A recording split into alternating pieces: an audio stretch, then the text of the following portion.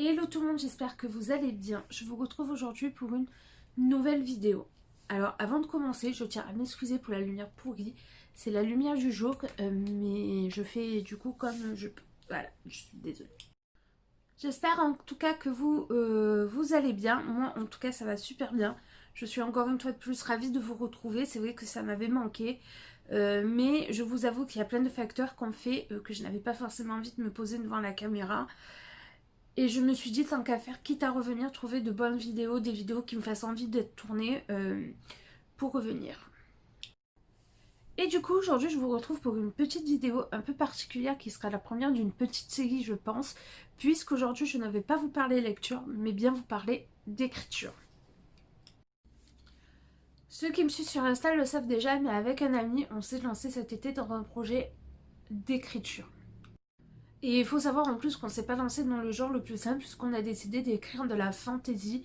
Et dans le sens, la fantasy c'est assez compliqué, surtout pour un premier roman, puisque il faut tout, absolument tout créer de A à Z. Et c'est là que je me suis posée et que je me suis demandé par quoi commencer. Et c'est là où je veux en venir avec cette vidéo, puisque on est totalement novice en écriture. Et du coup, c'est au fur et à mesure du travail que j'ai amassé que je me suis rendu compte qu'il y avait pas mal d'étapes à suivre pour écrire un roman, et encore plus précisément un roman de fantasy. Le but principal de cette série de vidéos, ça serait tout simplement de vous aider, de vous transmettre mes idées. Si comme moi, vous êtes novice en écriture, que c'est votre premier roman que vous êtes en train d'écrire, je pense clairement que ces étapes peuvent vous aider, sachant que moi, je me suis débrouillée toute seule. Clairement. Voilà. Et dans cette première vidéo, je vais vous présenter ce que moi j'appelle les étapes de préparation au projet d'écriture. C'est-à-dire que pour moi, ce sont des étapes qui sont vraiment essentielles, qui vont nous aider tout au long du processus d'écriture, mais qui ne sont pas à proprement parler de l'écriture. Alors du coup, let's go, c'est parti.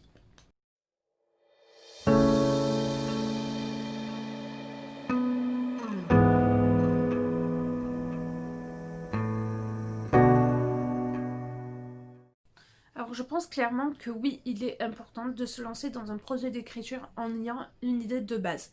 Alors ça veut clairement pas dire qu'elle ne va pas évoluer au cours des sessions de travail, que l'idée ne va pas évoluer pour ne pas être complètement modifiée, ce qui a été mon cas d'ailleurs, je dois vous le dire. Mais c'est vrai que moi, en parlant d'expérience pour moi, ça fait des années clairement que je veux me lancer dans un projet d'écriture. Depuis toute petite, j'ai cette envie d'écrire, mais je n'ai jamais eu cette idée de base qui a fait que j'avais vraiment envie de me lancer, d'avoir la motivation. Alors l'idée de base peut venir de tout et n'importe quoi. Moi, c'est venu principalement d'un rêve que j'ai laissé trotter dans ma tête depuis pendant 2 mois. Je crois que c'était 2 mois. Et qui a fait son bonhomme de chemin, et ça me trottait tellement en tête que je me suis dit ouais, là il faut vraiment que j'en fasse quelque chose, et c'est de là que j'ai décidé de me lancer dans l'écriture. Après, moi c'est venu d'un rêve, mais ça peut venir aussi d'un personnage qu'on a envie, qu'on s'imagine, qu'on a envie de créer, et que du coup ça nous trotte dans la tête et qu'on a envie d'en faire quelque chose, et à ce moment là on va vraiment créer toute l'histoire autour de ce personnage. Mais ça peut vraiment venir de ce qui nous entoure, de tout, vraiment tout, tout, tout et n'importe quoi. Le principal conseil que je peux vous donner, c'est pour savoir si votre idée est viable, entre guillemets, parce que toute idée est viable en soi, mais c'est de ne pas hésiter à laisser reposer vos idées. C'est-à-dire que plus vous allez laisser reposer, vous allez réfléchir, plus vous allez voir si votre idée vous plaît ou pas. Moi, c'est en tout cas ce qui est arrivé. Avant de commencer mon projet d'écriture, j'ai laissé l'idée poser pendant quelques mois, 1 mois ou 2, je sais plus précisément, pour être honnête. Et c'est là que ouais, je me suis dit, il faut que j'en fasse quelque chose. Et à ce moment-là, je me suis lancée dans dans mon projet d'écriture, sachant qu'au départ, je devais le faire seule d'ailleurs. Par contre, le truc qu'il faut que je vous dise et que je pense à son importance, c'est que vous allez voir quand vous allez vous lancer dans votre projet d'écriture, alors en tout cas c'est ce qui a fait pour moi, c'est qu'au fur et à mesure des étapes 2 et 3, vous allez vous rendre compte que votre idée de base va forcément être modifiée, voire complètement changée. Moi c'est ce qui m'est arrivé, c'est-à-dire qu'au fur et à mesure des recherches et de toutes les étapes qui suivent, vous allez voir que votre idée de base ne sera pas forcément cohérente avec l'univers de base que vous voulez créer, et à ce moment-là vous changerez, vous modifierez ce qu'il y aura à modifier. Voilà.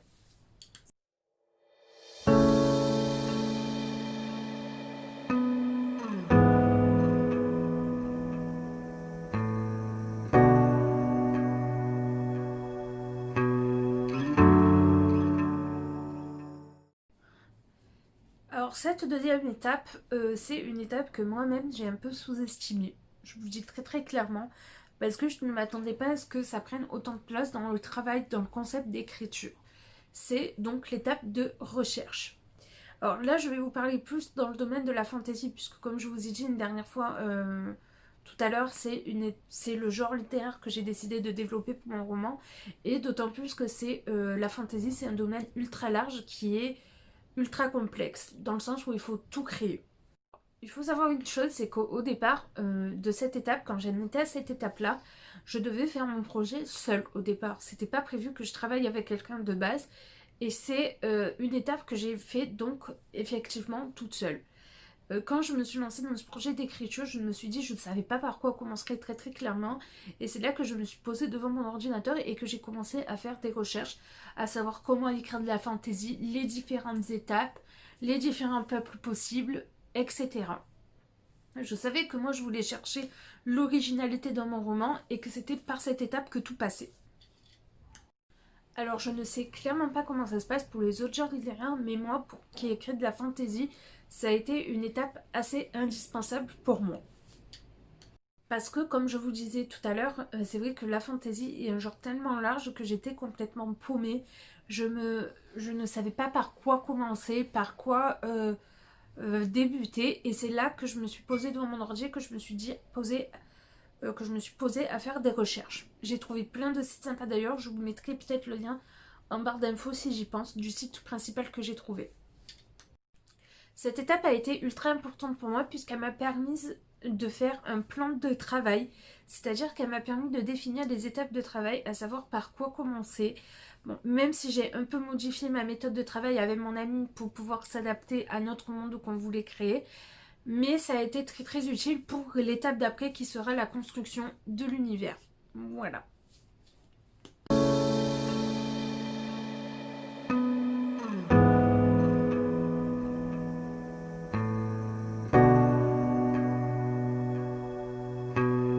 Alors cette étape, c'est l'étape qui est à la fois la plus longue, vraiment, mais aussi la plus satisfaisante, puisque c'est là que tout votre univers va commencer à se construire, que votre bébé peut prendre naissance. Ça va être vraiment la naissance de votre histoire, la naissance de votre projet. Moi, pour être tout à fait franche avec vous, on est toujours à cette étape. Ça fait quelques semaines qu'on est dessus.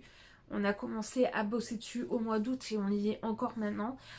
Mais c'est vraiment l'étape la plus satisfaisante et j'aime prendre le temps de faire cette étape parce que c'est là qu'on prend naissance, que nos personnages commencent à prendre forme, que notre monde commence à prendre forme et c'est vraiment ultra l'étape la plus importante puisque c'est comme je vous disais dans cette étape que tout va se définir, que ce soit la géographie de notre monde, les politiques, qu'est-ce que j'ai oublié encore, excusez-moi, les politiques, à savoir les religions, il y a tout ça qui va se mettre en place et toute cette étape-là est vraiment importante puisque c'est les bases, en fait, ça va être les bases, ça va être la structure de notre univers. Alors même si c'est pas des choses qui vont être intégrées forcément à notre roman, ça va nous aider à l'écriture du roman puisque on va voir l'histoire de tous les personnages, l'histoire de tous les royaumes et c'est l'étape la plus satisfaisante. Je pense que je reviendrai dans cette étape plus en détail dans une prochaine vidéo parce que ça mérite beaucoup plus de détails. Alors moi je pense que c'est clairement l'étape la plus importante puisque c'est là que tout va se structurer, qu'on va pouvoir structurer nos idées et qui va nous aider à élaborer le plan d'écriture pour plus tard. C'est là où on va tout définir, donc du coup comme je vous ai dit les royaumes patati patata. Mais par contre je pense aussi qu'il faut quand même laisser poser les idées pour pouvoir voir s'il y a des incohérences ou pas, voir si on doit retravailler certaines idées. Enfin voilà, c'est un travail fastidieux mais qui est ultra important pour la suite de l'aventure. Voilà pour cette vidéo, j'espère qu'elle vous aura plu, qu'elle aura pu vous aider à vous aiguiller. J'ai fait de mon mieux pour essayer de vous expliquer mon ressenti par rapport à tout ça. J'espère que vous serez au rendez-vous parce que cette série de vidéos est quand même ultra importante pour moi. N'hésitez pas à me laisser un petit commentaire en dessous de la vidéo, à me donner vos avis, vos propres plans d'écriture.